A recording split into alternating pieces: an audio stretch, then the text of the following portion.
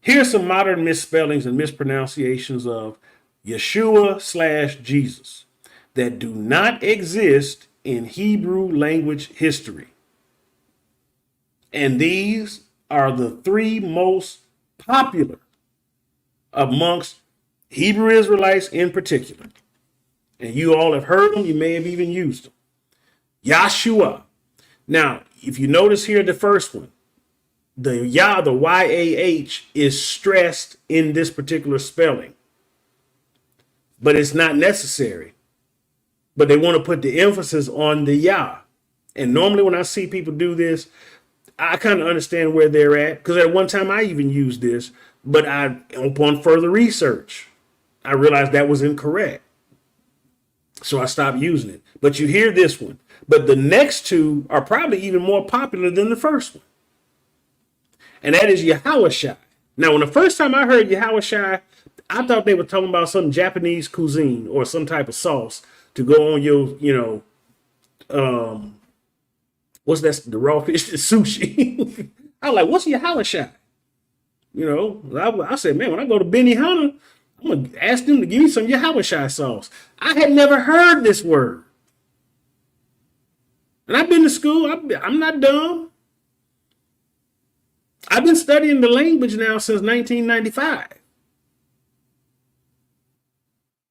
And I studied other languages and things of this sort. And I went through a course when I was in the military where I learned how to decode, break down languages and all these other types of things. I should be much more fluent than I have been when it comes to certain languages. But there's some languages that I'm more familiar with than others. But over the years that I've studied Hebrew and Greek and Aramaic and Syriac, I've never heard this term. Not until I started dealing with other Hebrew Israelites. Yahushua. I'm serious. I thought this was Japanese. I'm familiar with that language a little bit too. And then the third one that's very popular, because the second one is used with a lot of campers or a lot of people who tend to adhere to camp theology. The third one is Yahusha. Now, this is popular with what people call your more moderate, which I don't really care for that term too much, but that's the term that people use. Moderate, non-camp Israelites who have a diversity of opinion as to whether or not everyone can be saved or only Israel can be saved and things of this sort. Most of the people who use Yahushua, because I'm telling you, a lot of times the usage of these terms too, you can almost pinpoint what type of doctrine the individual also believes. Most people who use Yahushua are heavily racist or racially bigoted and tend to believe that salvation is only for Israel and it's all about waking you up to your identity as an Israelite and the black man, this, that, and the other, and all this other kind of stuff. And they have a lot of other doctrines that I don't go along with or agree with at all. And that's most of the people that use Yahushua.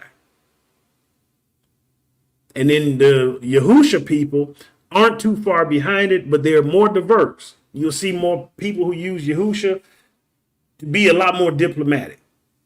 Because not all of them feel like everybody can't be saved. But you'll hear some of them say, well, everybody can be saved, but white people still got to be our slaves in the kingdom. That's still racism. So for them, salvation ain't literally about full liberty in Christ for everybody, just for them. Everybody else gets some, halfway salvation. The Lord don't do halfway salvation. It's all the way or no way. But you'll hear this kind of stuff being taught. And so a lot of times what I've learned now is that these three misspellings and mispronunciations is not uncommon for them to be connected to some particular type of also false doctrine or erroneous teaching that's also being circulated by the individuals using these terms. Now, a lot of people, again, who use Yahusha are sincere and they don't have that racial ideology. But like I said, it's always going to be diverse. So you really got to take it on an individual basis when you're dealing with people and you're listening to them. And some people just use these terms ignorantly because they don't know better, and they're sincere. They sincerely want to use the name of the Lord according to what they believe is the original Hebrew pronunciation, But I oftentimes question, why haven't you researched this more? And I think what happens is people get satisfied with the information they have and they just stop.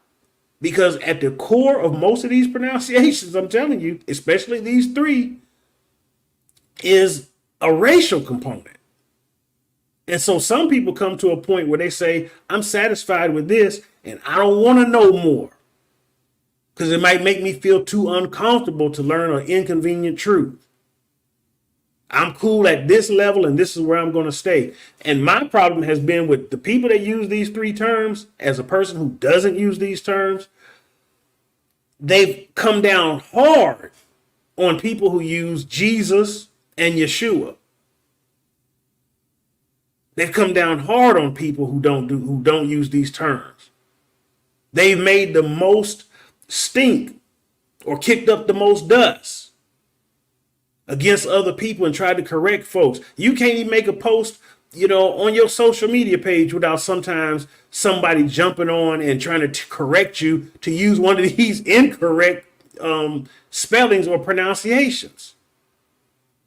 And and it's so entrenched in some people that even when you correct them, they're still rejected. Why? Because they believe that the correct pronunciation or spelling you're showing them, it again, it's attached to a racial component.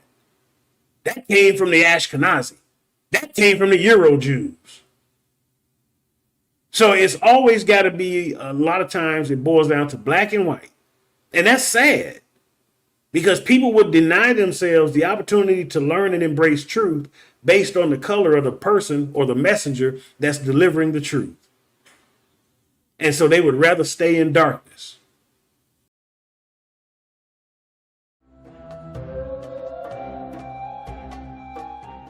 The name Jesus has a long history.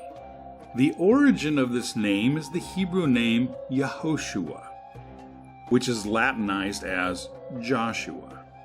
And this name means Yahweh saves. This Hebrew name is first used in Exodus 17 verse 9, where we are introduced to Yehoshua ben Nun, or Joshua the son of Nun. When this Hebrew name was transliterated in the Greek Septuagint, the 2,000-year-old Greek translation of the Hebrew Bible, it was written as Jesus. The Greek alphabet had no Y sound, so it used the I sound. The Greek alphabet also has no H or equivalent, so this sound is dropped. The Greek alphabet also has no SH sound, so it uses the S sound. Then, Greek male names end with S, so the S was added at the end.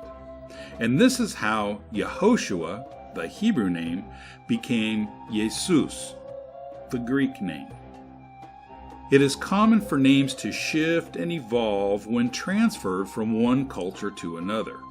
For instance, the German name Ludwig is Louis in France, and the Spanish name Juan is John in English-speaking countries. The Hebrew name Yehoshua is Yeshua in the Aramaic language, such as we can see in Ezra 2 verse 2. When this Aramaic name was transliterated in the Greek Septuagint, they used the same method that I stated above, and it comes out to Jesus, the same as it did for Yehoshua. When we come to the New Testament period, we find that the name of the Messiah is Jesus in the Greek New Testament. But we find that it is Yeshua in the Aramaic New Testament.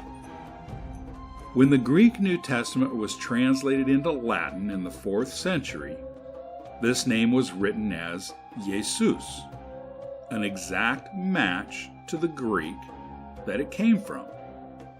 The Latin letter I split into two letters, the I and the J. Originally, This was to differentiate ways of writing the same letter.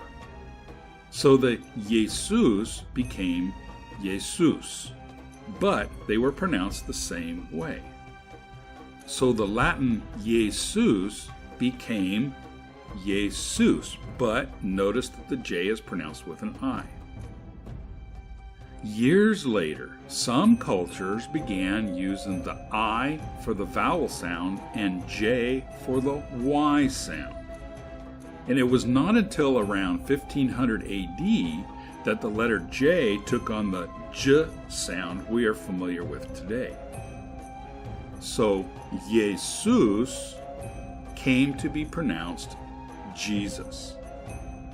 So the modern name Jesus comes from the Latin Jesus, which comes from the Greek Jesus, which comes from the Aramaic Yeshua, and the Hebrew Yehoshua.